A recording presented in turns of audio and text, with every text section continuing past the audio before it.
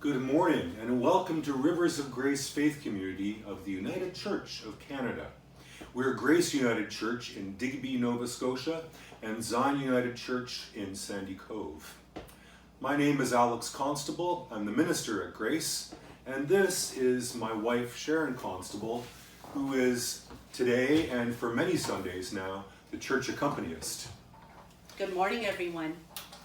Good morning, Sharon. Today we're broadcasting from Bell Island in the middle of Conception Bay near St. John's, Newfoundland.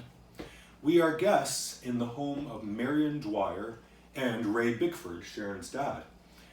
Though we're far from our home in Digby, we've been made to feel right at home here in Newfoundland.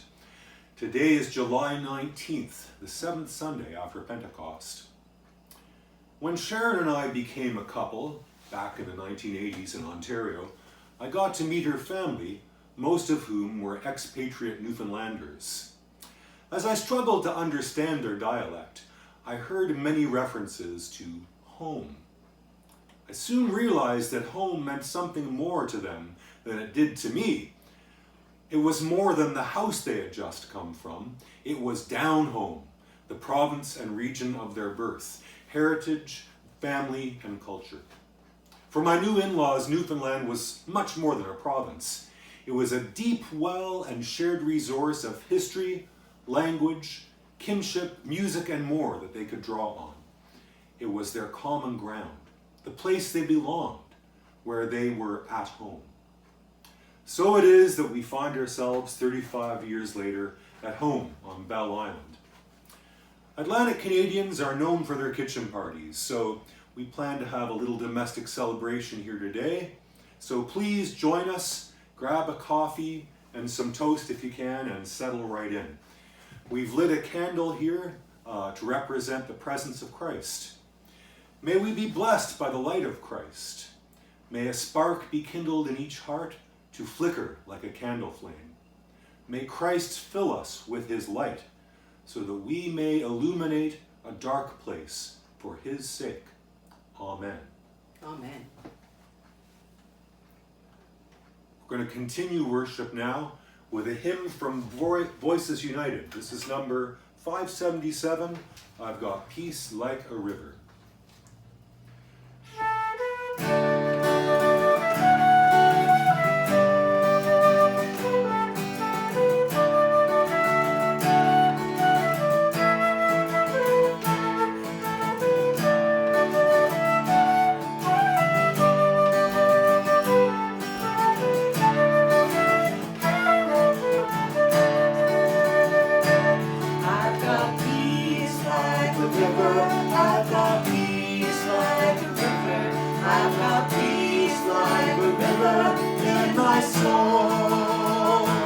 I've got peace like a river. I've got peace like a river. I've got peace like a river in my soul. I've got joy like a fountain. I've got joy like a fountain. I've got joy like a fountain in my soul. My soul. I've got joy like a fountain. I've got joy like a fountain. I've got joy like a fountain in my soul. I've got love like an ocean. I've got love like an ocean. I've got love like an ocean in my soul, in my soul. I've got love like an ocean. I've got love like an ocean. I've got love like an ocean in my soul, in my soul. I wish you could see the ocean that's I just can see it. nestled right behind the window. Maybe you'll be able to see it when we replay the video. In you, O God, every family on earth receives its name. Illumine the homes of the earth with the light of your love, granting courage to those who are hurt or lonely, endurance to those who care for sick family members, and wisdom to those in fearful times of change. We thank you for the gifts of love we have received, from mother, father, spouse, child, or companion. As we have been loved by you and by others, so may we love. Grant us your peace through Jesus the Christ. Amen. And that prayer was written by Glennis Hughes of the United Church of Canada. We have two scripture readings for you today. The first is a paraphrase by Arlo Durba from 1984 of Psalm 84. How lovely is your abiding place. My soul is longing, fainting to feed upon your grace. Even the sparrow finds a home, a place to build her nest. And so your temple calls us within its walls to rest. A sun and shield forever are you, O God Most High. You shower us with blessings, no good will you deny. And saints, your grace receiving, from strength to strength shall go, and from their lives shall rivers of blessing overflow. Our second reading is from the Good News according to Luke, chapter 10, verses 38 to 42. Now as they went on their way, they entered a certain village, where a woman named Martha welcomed Jesus into her home. She had a sister named Mary, who sat at the Lord's feet and listened to what he was saying. But Martha was distracted by her many tasks. So she came to Jesus and asked, "Lord, do you not care that my sister has left me to do all the work by myself?" But the Lord answered her, "Martha, Martha, you are worried and distracted by many things. There is need of only one thing. Mary has chosen the better part, which shall not be taken away from her." Now, in response to the good news of God's grace, we're going to sing another hymn from Voices United. This is number 395, Come in and sit down. 1, 2.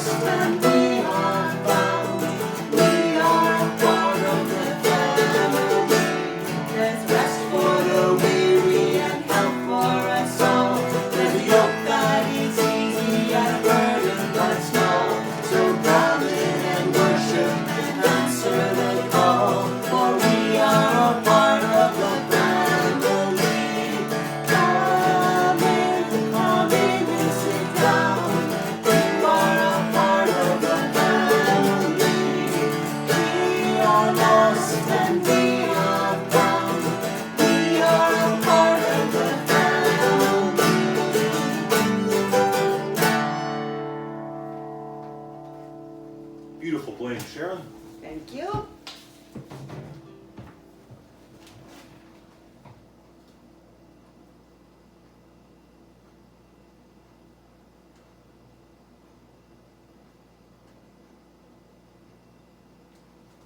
Where do you feel at home? Is it in the hockey arena? On horseback on the riding trail? Do you feel at home in a fishing boat, or maybe a sailboat or canoe? Maybe home for you is at the dance studio or hiking in the forest. Some feel at home in the classroom or library. Some feel at home behind the wheel of a truck or atop a steel girder. Myself, I feel at home in the kitchen. And I think a lot of people would agree with me there. Because, well, for one thing, important things happen in the kitchen. Meals are created and people are fed. Relationships are formed. We get a sense of what family is in the kitchen. We come to understand what it is to love and be loved.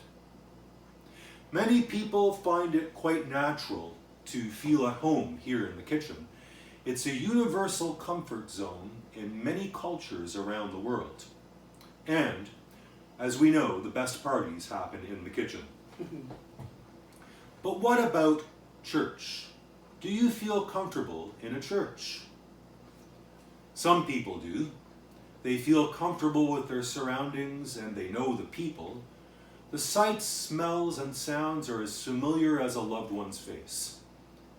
Yet, for an increasing number of people, church does not feel like home. Sometimes the prayers and readings may seem forced or unnatural. There can be a sense of going through the motions or of stuffy formality. Now, church people do mean well, but sometimes we get so comfortable in our own ways, we forget to think of helping others to feel at home. And to be fair to church folk, it isn't an easy thing to do, because we're talking, praying, and singing about the big questions of life, not so much the superficial stuff. And that can be scary, awkward, and conflicting. Still, we believe that it's by asking and living those questions together that we will find meaning and community and a cause for celebration. In short, we're seeking to find and build a spiritual home. So, for these reasons, I take great comfort from today's scripture stories. Like the writer of Psalm 84, I imagine God making us feel completely at home in the earth, as comfortable as a person in the kitchen, or as a nesting sparrow, or a swallow roosting in the rafters. The culture, though, that has grown up around the Christian religion, my spiritual home, has not always been so welcoming of nature. Indeed, they have often been at odds. The church declared in years long past that men had dominion over nature and must subdue her. Although I've literally seen swallows nesting in the eaves of a church roof at Virginia, Ontario, I've grown up in a society where human survival, power, and technology were pitted against nature, often in God's name. Christian sacred writings were also used to subdue women, to colonize, subjugate, and enslave Aboriginal peoples, to demonize minority groups like Jews and homosexuals, and to justify war and genocide.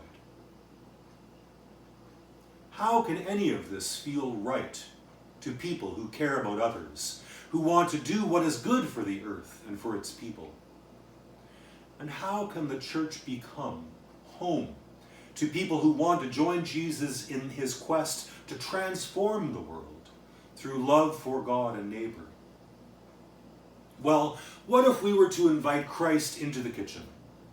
How often do we imagine Jesus just making himself at home in the kitchen table in this comfortable, intimate environment?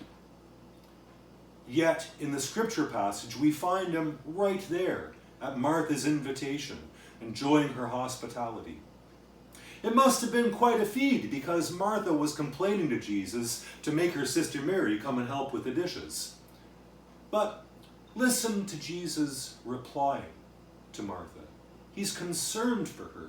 She's crazy busy, to be sure, but Jesus urges her to take her lazy sister's example, to spend some quality time with him, just sitting, talking, and looking into the small and large questions of life, learning about love and serving others and how God fits into everything.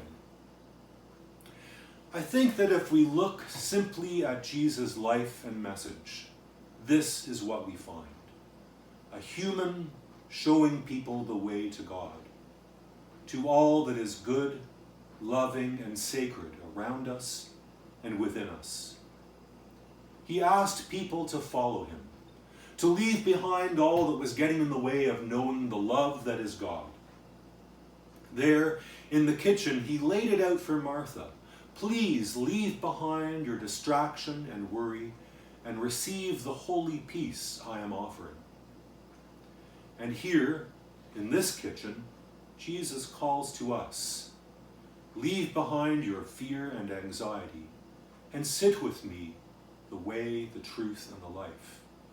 Turn from your sense of privilege and racial superiority and welcome me, who welcomed and embraced Jews, Samaritans, Syrians, Greeks, all of God's people.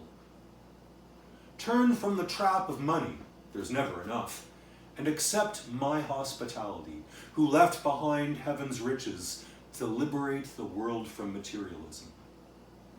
Turn away from the way of violence as a solution to life's problems. Turn from war as a solution and follow me, executed by a militarized state, to bring peace and reconciliation to all peoples. Break the chains of sexism and patriarchy and join me around the table with Mary and Martha and Lazarus, women and men together, sharing as equals God's good gifts. Turn aside from the mad pursuit of power over others and get to know me, for I am gentle and humble in spirit, and in my service you will find your heart's ease. Now, in this morning, in this place, Jesus calls to each of us, turn aside from the lonely road we've made for ourselves and follow me to God's kitchen party. Here at God's table, the last are first, all is forgiven, all are loved, and the gifts of God are shared in peace. As he called his disciples 2,000 years ago, he calls to us today. Take from me and eat, for I am God's hospitality, a new life based on love. Take from me and drink, for I am God's celebration, the new life that never ends.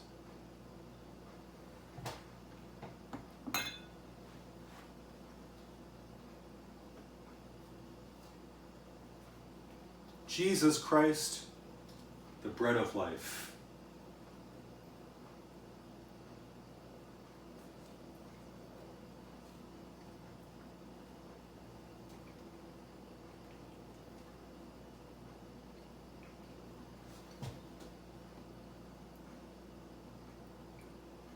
Jesus Christ, the true vine.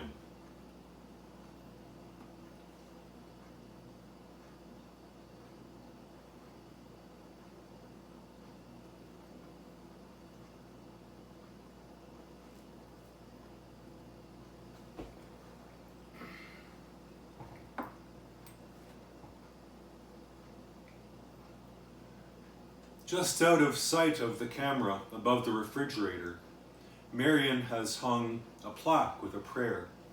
And I'd like to give thanks to God for God's welcome with the words of the poem called My Kitchen Prayer. Bless my little kitchen, Lord.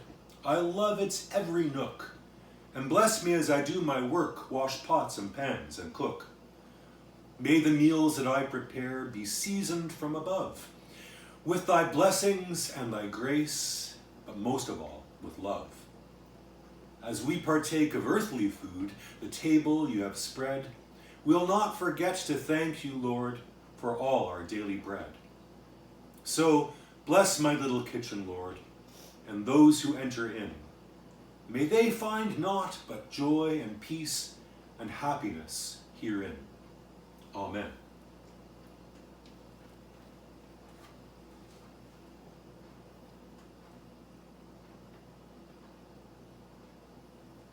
Let us respond to the good news of God's welcoming grace with hymn number 477, I Come with Joy.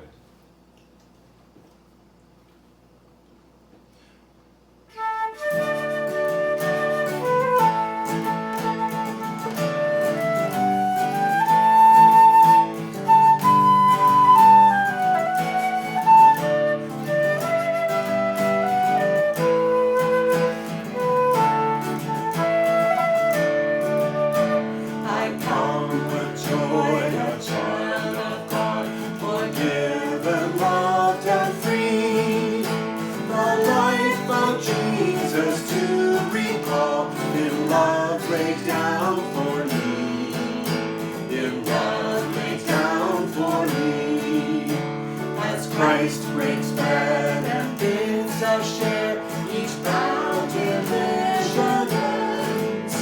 The love that made us makes us one, and strangers now are friends. And strangers now are friends.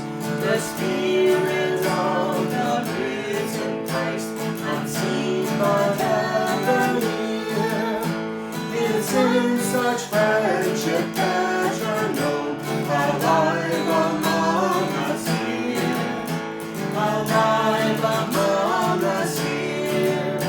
Together met, together bound by all that God has done, we'll go with joy to give the world the love that makes us one, the love that makes us one.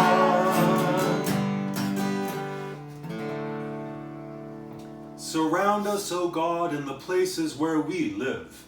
Surround our children, awake and asleep. Surround all visitors, their coming and going. Surround all hosts, that they may serve in peace. God of the arms of love, hold us, day and night, close to you, heart of hearts. Amen.